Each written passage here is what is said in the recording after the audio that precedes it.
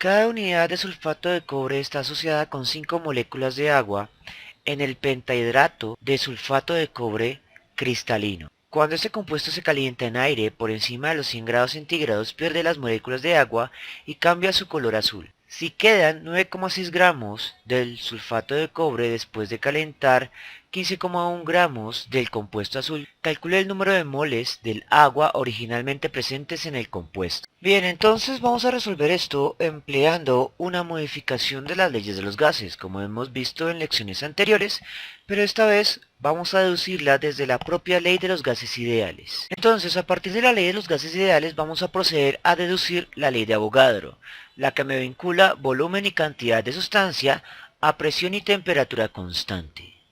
Las constantes, presión, R, y temperatura se fusionan en una nueva constante, cuyo nombre no nos interesa en este momento. Posteriormente vamos a ver la ecuación entre sí misma, pero aquí está la principal diferencia con respecto a la división que hacíamos en gases.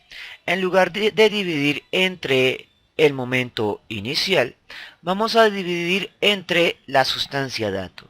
Entonces el volumen de la incógnita va a estar dividido entre el volumen del dato y la cantidad de sustancia de la incógnita entre la cantidad de sustancia del dato. Y la constante se divide entre sí misma. Posteriormente vamos a realizar la interpretación de Gay-Lussac para los volúmenes.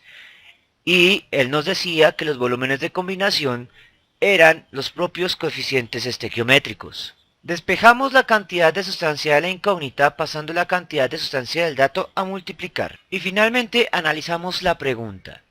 En este problema me dan la masa del producto, la masa del reactivo y nos piden calcular las moles de agua originalmente presentes en el compuesto. Por lo tanto, me piden calcular la cantidad de sustancia de la incógnita a través de la masa del dato. Entonces, vamos a reemplazar la cantidad de sustancia del dato por el cociente masa del dato dividido su masa molar. Y expresamos la ecuación de manera elegante. Con esto hemos llegado a la respuesta analítica de este problema por medio de una racionalización exactamente igual a la que hacíamos en los problemas de gases. Lo único que resta es hacer la parte numérica. Primero que todo, y aquí sí es muy importante, definir quién es mi incógnita. Y la incógnita en este caso es el agua, H2O. El coeficiente estequiométrico del agua originalmente en el compuesto hidratado es de 5. Se reemplaza adimensionalmente. Ya terminamos de reemplazar los términos asociados a la incógnita, ahora los términos asociados al dato. En este caso podemos elegir entre comillas dos datos. La masa del sulfato producido y la masa del sulfato pentahidratado.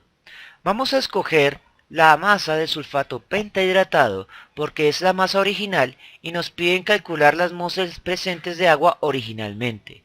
En caso de que la reacción tenga una eficiencia del 100%, escoger ambos valores, cualquiera de los dos, debe ser irrelevante.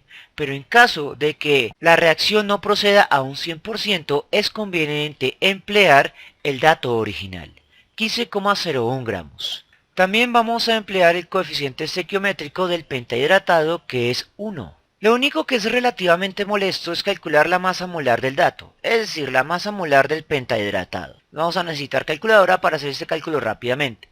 Entonces, tenemos un solo átomo de cobre cuya masa es aproximadamente 64, más un solo átomo de azufre, 32, más 4 átomos de oxígeno, entonces 4 por, y el oxígeno tiene un peso de 16, más 5 veces la masa del agua, que ya debemos saber que es 18. Entonces esta masa molar es de 250 y sus unidades son gramos sobre mol.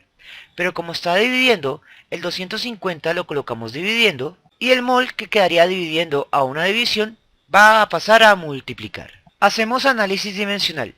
Gramo que multiplica y gramo que divide se cancelan. La única unidad sobreviviente es mol, que es unidad de cantidad de sustancia, justo la variable que pretendemos calcular. Lo único que resta es hacer la parte numérica. Entonces 15 por 5 dividido 250, el resultado va a ser de 0,3002. Expresamos la respuesta con 4 cifras significativas porque el único dato real en este problema tenía 4 cifras significativas.